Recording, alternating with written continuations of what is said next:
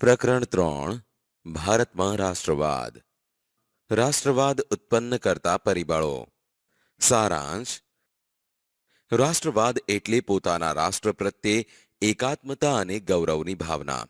જરૂર પડે પોતાના રાષ્ટ્ર પ્રત્યે તન મન ધન ન્યોછાવર કરવા તૈયાર રહેવાની ભાવના.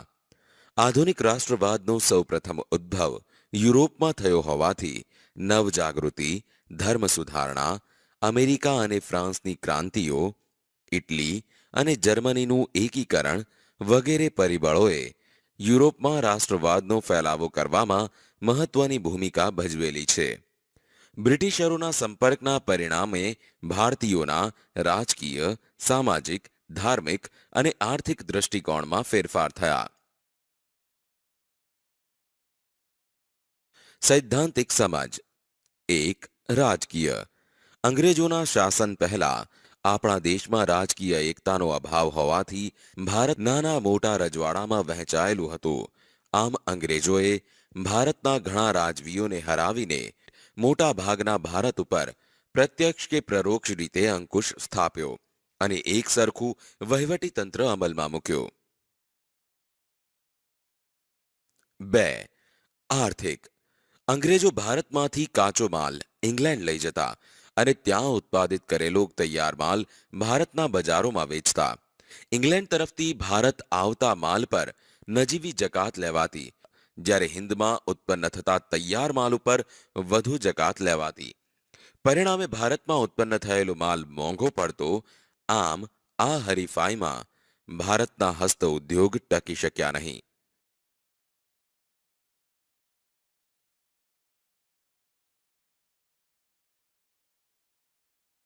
3. વાહન અને સંદેશા વ્યવહાર. ભારતમાં રેલવે, તાર, ટપાલ, જમીન તથા જળ વ્યવહારના માર્ગો લશ્કરી, આર્થિક તથા રાજકીય કારણોસર વિકસાવવામાં આવ્યા હતા. છતાંય તેનાથી દેશના લોકોને લાભ થયો. તેમના સંપર્કો વધવાથી જ્ઞાતિ, કોમ અને પ્રદેશના ભેદભાવો ઓછા થયા. રાષ્ટ્રીય નેતાઓ તેમના વિચારો તથા યોજનાઓ પ્રજાના તમામ વર્ગોમાં ફેલાવી શક્યા. પ્રાદેશિક કક્ષાને બદલે રાષ્ટ્રીય કક્ષાની નેતાગીરી ઊભી થઈ.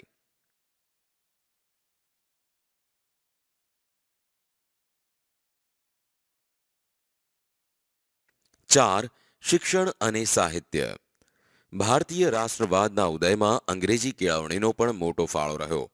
વિશ્વનું ઘણું બધું સાહિત્ય અંગ્રેજીમાં હોવાથી આપણા દેશના લોકો અંગ્રેજી ભાષા શીખ્યા. આ કારણે અમેરિકન સ્વાતંત્ર્ય સંગ્રામમાંથી લોકશાહીની તથા ફ્રાન્સની ક્રાંતિમાંથી સ્વતંત્રતા, સમાનતા અને બંધુત્વની ભાવનાની પ્રેરણા મળી. દેશની પ્રાદેશિક ભાષાઓમાં નવલકથાઓ, નાટકો, વાર્તાઓ, કાવ્યો અને ગીતો વગેરે લખાયા, જેણે રાષ્ટ્રભક્તિનો સંદેશ આપ્યો.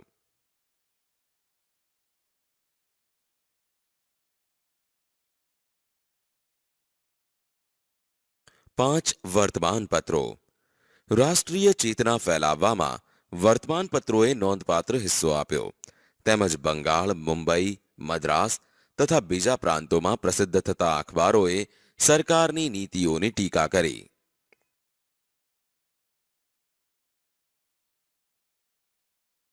6. ભારતનો ભવ્ય વારસો. પાશ્ચાત્ય પુરાતત્વવિદ એટલે કે એલેક્ઝાન્ડર કનિંઘહામ તથા તેના મદદનીશોએ ભારતના અનેક પ્રાચીન સ્થળોએ ખોદકામ કર્યા. ભગવાનલાલ ઇન્દ્રજી જેવા ભારતીય પુરાતત્વવિદોએ પણ અનેક પુરાણા અવશેષો શોધી ભારતીયોને દેશની સંસ્કૃતિની ભવ્યતાનો ખ્યાલ આપ્યો.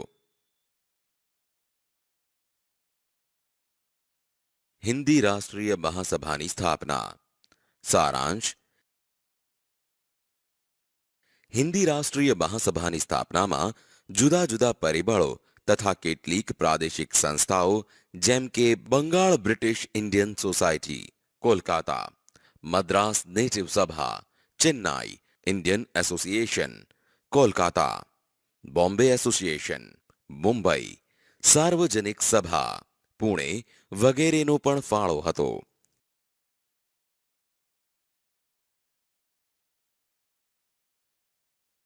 સૈદ્ધાંતિક સમજ. સર એલન ઓક્ટેવિયન હ્યુમ નામના નિવૃત્ત અંગ્રેજ અધિકારીને ખાતરી થઈ ચૂકી હતી કે બ્રિટિશ સામ્રાજ્ય ઉપરથી દેખાય એટલું સલામત નથી. આમ 1857ના સ્વાતંત્ર્ય સંગ્રામની ઘટના ફરીથી ન બને તે માટે બંધારણીય સંસ્થા સ્થાપવાનો વિચાર તત્કાલીન વાઇસરોય ડફરીનને સમજાવી કરવામાં આવ્યો. એઓ હ્યુમના પ્રયત્નોથી ડિસેમ્બર 1885માં હિન્દી રાષ્ટ્રીય મહાસભાની સ્થાપના કરવામાં આવી, જેનું પ્રથમ અધિવેશન મુંબઈની ગોકુળદાસ તેજપાલ સંસ્કૃત પાઠશાળામાં 28મી ડિસેમ્બર 1885ના રોજ વ્યોમેશચંદ્ર બેનર્જીના પ્રમુખપદે મળ્યું. આમ ભારતના જુદા જુદા પ્રદેશોમાંથી 72 પ્રતિનિધિઓએ હાજરી આપી. તેમાં દાદાભાઈ નવરોજી, ગોપાલ કૃષ્ણ ગોખલે, ફિરોજ શાહ મહેતા, બદરુદ્દીન તૈયબજી, કેટી તેલંગ, દિનશા વાછા વગેરે મુખ્ય આગેવાનો હતા.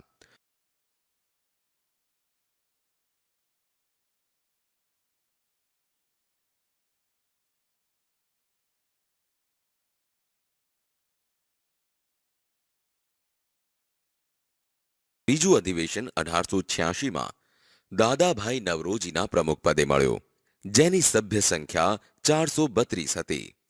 તેમજ ત્રીજું અધિવેશન 1887માં મળ્યું, જેની સભ્ય સંખ્યા 607 હતી. મહાસભાની પ્રથમ તબક્કાની કામગીરી 1885 થી 1905. મહાસભાની પ્રથમ કામગીરી બંધારણીય હોવાથી સરકાર સમક્ષ રાજકીય હકો, આર્થિક અને સામાજિક વિકાસ અને શૈક્ષણિક પ્રગતિ માટે કરેલી માંગણીઓને અંગ્રેજ સરકારે અવગણી હતી. સરકારી નોકરીઓમાં હિન્દીઓને વધારે પ્રમાણમાં લેવા, લશ્કરી અને મુલકી ખાતાઓમાં થતો ખર્ચ ઘટાડવો, ખેડૂતોને દેવામાં રાહત આપવી, ગૃહ ઉદ્યોગને સજીવન કરવા વગેરે માંગણીઓ કરવામાં આવતી. મહાસભા દ્વારા કેન્દ્રીય તેમજ પ્રાંતિક ધારાગૃહોને વિસ્તાર કરીને તેમાં 50% સભ્યો ચૂંટાયેલા રાખવા તથા કારોબારીને શક્ય તેટલી હદે ધારાસભાને જવાબદાર બનાવવી તેમજ વ્યક્તિ સ્વાતંત્ર્ય તથા વાણી સ્વાતંત્ર્ય આપતા કાયદાઓ પસાર કર્યા હતા. અંગ્રેજોની બદલાતી વૃત્તિઓ. સારાંશ. હિન્દી રાષ્ટ્રીય મહાસભાની સ્થાપનાની શરૂઆતમાં અંગ્રેજ શાસકો તેના પ્રત્યે સહાનુભૂતિ ધરાવતા હતા, પરંતુ થોડા જ સમયમાં તેઓ વિરોધી બન્યા. ગવર્નર જનરલ કર્ઝને રાષ્ટ્રીયતા વિરોધી કેટલાક પગલાં ભરી ભાગલા પાડો અને રાજકરોની નીતિ અપનાવીને બંગાળનું ઈસવીસન 1905માં વાઇસરોય કર્ઝને વિભાજન કર્યું. તેમાં બિહાર અને ઓરિસ્સાના કેટલાક પ્રદેશોનો સમાવેશ થતો હતો, જેની વસ્તી 7,80,00,000થી વધુ હતી. વાઇસરોય કર્ઝન મુસ્લિમ બહુમતીને અલગ કરી હિન્દુ મુસ્લિમ વચ્ચે કોમવાદ ઊભો કરીને વધતી જતી રાજકીય જાગૃતિને નબળી પાડવા માંગતા હતા, જેનો ઈરાદો રાષ્ટ્રીય નેતાઓ સમજી ગયા અને તેઓએ આ યોજનાનો ઉગ્ર વિરોધ કર્યો. સૈદ્ધાંતિક સમજ. બંગભંગનું આંદોલન. બંગાળની એકતાને તોડનારા આ ભાગલાનો વિરોધ કરવા આ આંદોલનમાં બંકિમચંદ્ર ચટ્ટોપાધ્યાયની આનંદ મઠ નવલકથાનું વંદે માતરમ ગીતને લડાઈનો નારો બનાવવામાં આવ્યો અને જે દિવસે ભાગલાનો અમલ શરૂ થયો તે દિવસ બંગાળમાં શોક દિન તરીકે ઉજવવામાં આવ્યો. રવિન્દ્રનાથ ટાગોરના સૂચનથી તે દિવસને એકતા દિન તરીકે પણ ઉજવાયો. સ્વદેશી આંદોલન. બંગભંગની લડતને ઉગ્ર અને વ્યાપક બનાવવા 3 લક્ષણો અમલમાં મૂકવામાં આવ્યા હતા. 1. સ્વદેશી માલનો વેપાર કરવો. 2. વિદેશી માલનો બહિષ્કાર કરવો અને 3. રાષ્ટ્રીય શિક્ષણ લેવું.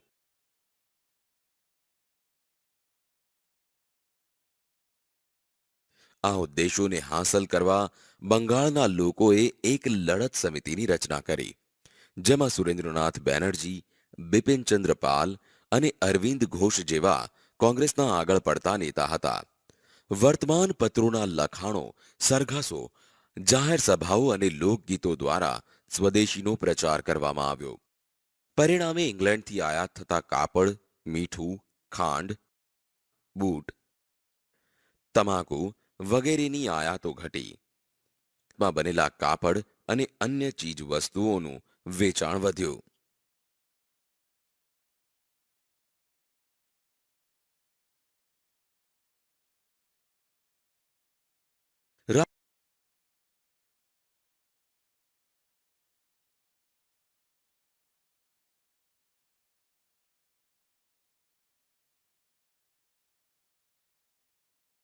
જહાલવાદનો ઉદય. સારાંશ: દાદાભાઈ નવરોજી, સુરેન્દ્રનાથ બેનર્જી, ગોપાલકૃષ્ણ ગોખલે, ફિરોજ શાહ મહેતા વગેરે નેતાઓ બંધારણીય માર્ગે રાજકીય હકો મેળવવા પ્રયત્ન કરતા હતા. તેમજ તેમના સમય પ્રમાણે નરમ વલણ અપનાવ્યું હોવાથી મવાળવાદી તરીકે ઓળખાયા. તેમની કામગીરીના પરિણામ સ્વરૂપ જાગૃત થયેલો હિન્દનો યુવા વર્ગ ઉત્સાહી, આક્રમક અને આત્મવિશ્વાસથી સભર થયેલો હોવાથી તેઓ મવાળ નીતિને બદલે આક્રમક નીતિ અખત્યાર કરવામાં માનતો હતો. સૈદ્ધાંતિક સમજ. જહાલવાદી નેતાઓમાં લાલ બાલ અને પાલની ત્રિપુટીથી ઓળખાતા લાલા લજપતરાય, બાળ ગંગાધર ટિળક અને બિપિનચંદ્ર પાલનો સમાવેશ થતો હતો, જે સ્વરાજને ઇનામ તરીકે નહીં પણ હકથી મેળવવામાં માનતા હતા. જહાલવાદી નેતાઓ. લોકમાન્ય ટિળક 1856 થી 1920. લોકમાન્ય ટિળકે એક મંત્ર આપ્યો હતો કે સ્વરાજ મારો જન્મસિદ્ધ અધિકાર છે અને હું તેને મેળવીને જ જંપીશ. તેમણે ગણેશ ચતુર્થી અને શિવાજી જયંતી ઉત્સવો ઉજવવાનું તેમજ મરાઠી ભાષામાં કેસરી અને અંગ્રેજી ભાષામાં મરાઠા નામના 2 વર્તમાનપત્રો શરૂ કર્યા. ઈસવીસન 1916માં હોમ રૂલ ચળવળમાં તેમણે સક્રિય ભૂમિકા ભજવી હતી.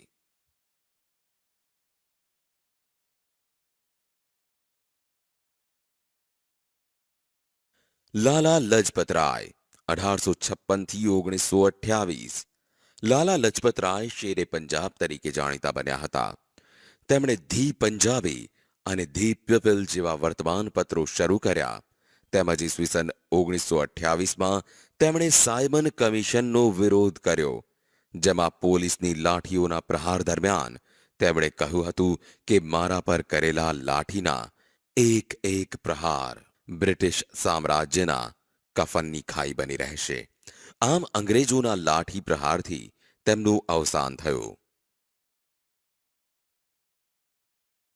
બિપિનચંદ્ર પાલ 1858 થી 1932.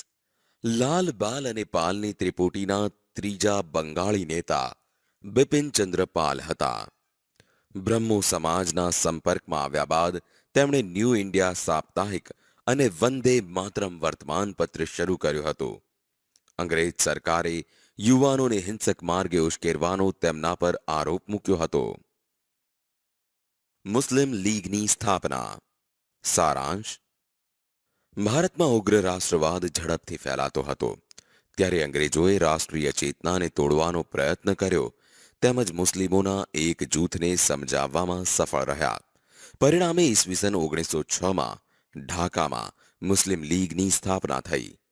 આ સંસ્થાની સ્થાપનામાં મુસ્લિમોના ધાર્મિક વડા આગા ખાન, ઢાકાના નવાબ સલીમુલ્લાહ ખાં, વાઇસરોય મિન્ટો અને તેના ખાનગી મંત્રી ડનલોપ સ્મિથે મહત્વની ભૂમિકા ભજવી હતી. સૈદ્ધાંતિક સમજ. હોમ રૂલ આંદોલન 1916. એપ્રિલ 1916માં બાળ ગંગાધર ટિળકે પૂનામાં ઇન્ડિયન હોમ રૂલ લીગની સ્થાપના કરી અને જાહેર કર્યું કે સ્વરાજ મારો જન્મસિદ્ધ હક છે અને હું તેને મેળવીને જ જંપીશ. આમ ત્યારે તેમને લોકમાન્ય તરીકે બિરદાવવામાં આવ્યા. એની બેસન્ટે મદ્રાસમાં સપ્ટેમ્બર 1916માં હોમ રૂલ લીગની સ્થાપના કરી, જેનો હેતુ બંધારણીય માર્ગે હોમ રૂલ મેળવવાનો હતો.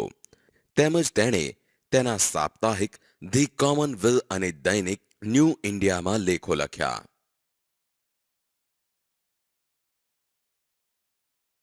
એની બેસન્ટે બ્રિટિશ સરકારને હિન્દને જવાબદાર રાજ્યતંત્ર અને ગૃહ સ્વરાજ વહેલી તકે આપવાનો અનુરોધ કર્યો, જેમાં કોંગ્રેસ અને મુસ્લિમ લીગે હોમ રૂલ આંદોલનને ટેકો આપ્યો, જેને કારણે મદ્રાસ સરકારે તેની ધરપકડ કરી અને ઉટાકામંડમાં નજરકેદ રાખ્યા.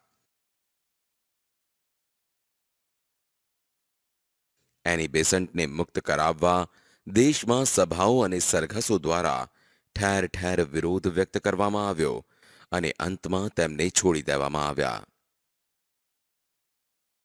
તેમને ડિસેમ્બર 1917માં કોલકાતા મુકામે ભરાયેલા કોંગ્રેસના અધિવેશનમાં સૌ પ્રથમ મહિલા પ્રમુખ તરીકે પસંદ કરવામાં આવ્યા હતા.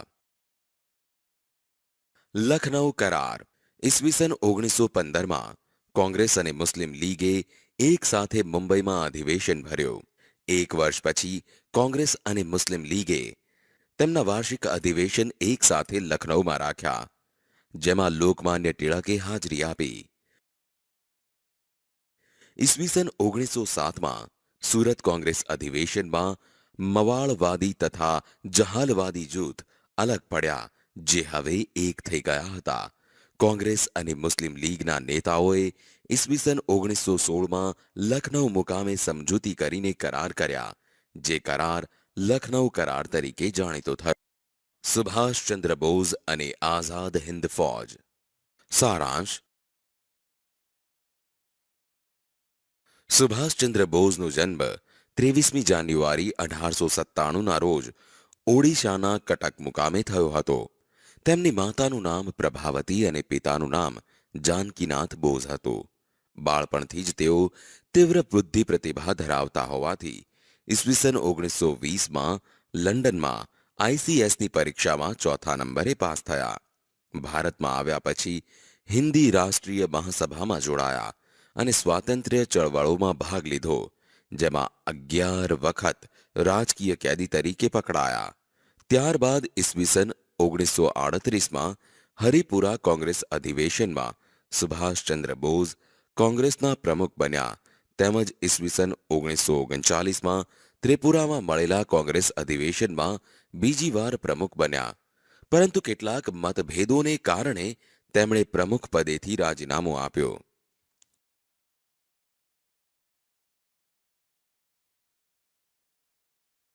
સૈદ્ધાંતિક સમજ. મે 1939માં સુભાષચંદ્ર બોઝે ફોરવર્ડ બ્લોક નામના નવા રાજકીય પક્ષની રચના કરી. બીજી બાજુ યુરોપમાં દ્વિતીય વિશ્વયુદ્ધ શરૂ થતા ફોરવર્ડ બ્લોકે યુદ્ધ વિરોધી પ્રચાર શરૂ કર્યો.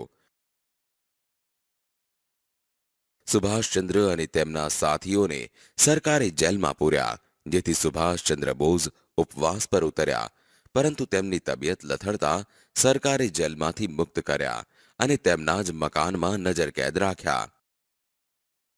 17મી જાન્યુઆરી 1941ના રોજ મધ્યરાત્રિએ સુભાષચંદ્ર બોઝ વેશ પરિવર્તન કરી પેશાવર, કાબુલ અને મોસ્કો થઈ બર્લિન ગયા, જ્યાં તેના રેડિયો પરના પ્રવચન સાંભળી અંગ્રેજ સરકાર ચોંકી ઉઠી અને ત્યારબાદ સુમાત્રા થઈને જાપાન ગયા.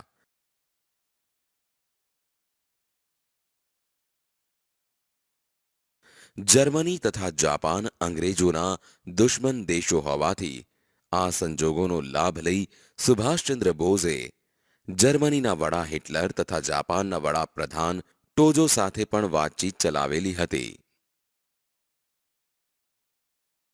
આઝાદ હિન્દ ફૌજના સુકાની પદે. બ્રિટિશ લશ્કરના ભારતીય અમલદાર કેપ્ટન મોહનસિંગે જાપાનને શરણે ગયેલા ભારતીય સૈનિકોમાંથી આઝાદ હિન્દ ફૌજની રચના કરી, પરંતુ જાપાન સરકાર તથા રાસબિહારી બોઝ વચ્ચે મતભેદ થતા તેમણે રાજીનામું આપવાની ફરજ પડી.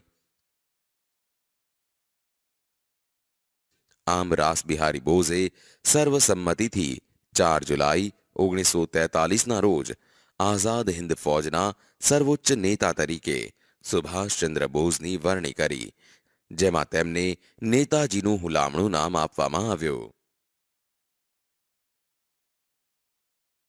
નેતાજીએ ફૌજને ચલો દિલ્હીનું સૂત્ર આપ્યો, તેમજ ભારતને જય હિન્દનો મંત્ર આપ્યો. તેમણે દક્ષિણ પૂર્વ એશિયાના દેશોનો પ્રવાસ કરીને ત્યાંના ભારતીયો પાસે માતૃભૂમિની સ્વતંત્રતા માટે તેમના સર્વસ્વનું બલિદાન આપવાની માંગણી કરી, જેમાં તેમણે तुम मुझे खून दो मैं तुम्हें आजादी दूंगा ના સૂત્ર દ્વારા આઝાદી માટે આહવાન કર્યું. કામચલાઉ સરકાર.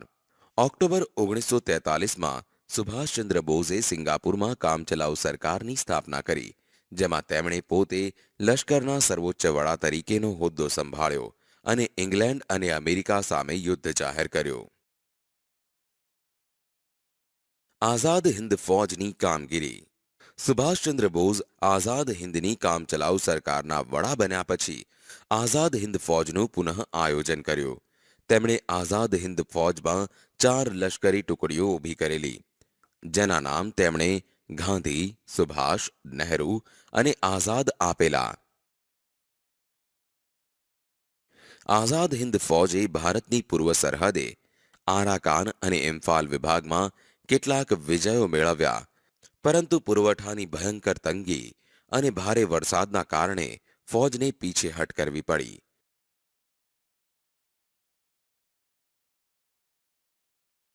જાપાન ઉપર અમેરિકા દ્વારા અણુબોમ્બ ફેંકાતા યુદ્ધની પરિસ્થિતિ બદલાઈ અને હિંદ ફૌજનું અસ્તિત્વ નાશ પામ્યું, જેમાં 4,000 સૈનિકોની ખુવારી થઈ અને 25,000 સૈનિકો કેદ પકડાયા. નેતાજીની પ્રતિજ્ઞા હતી કે હું ગુલામ હિન્દુસ્તાનમાં પગ મૂકીશ નહીં. તેથી તેઓ રંગૂન અને બેંકોક છોડીને વિમાન માર્ગે આગળ વધ્યા. જાપાને કરેલી જાહેરાત મુજબ 18 ઓગસ્ટ 1945ના રોજ ફોર્માસાના તાઇપેઈ વિમાન મથકથી વિમાન ઉપડ્યું અને તરત જ તેને આગ લાગી, જેમાં નેતાજી સખત દાઝ્યા અને અવસાન પામ્યા એવું કહેવાય છે. વિદ્યાર્થીઓ, આ પ્રકરણ અહીં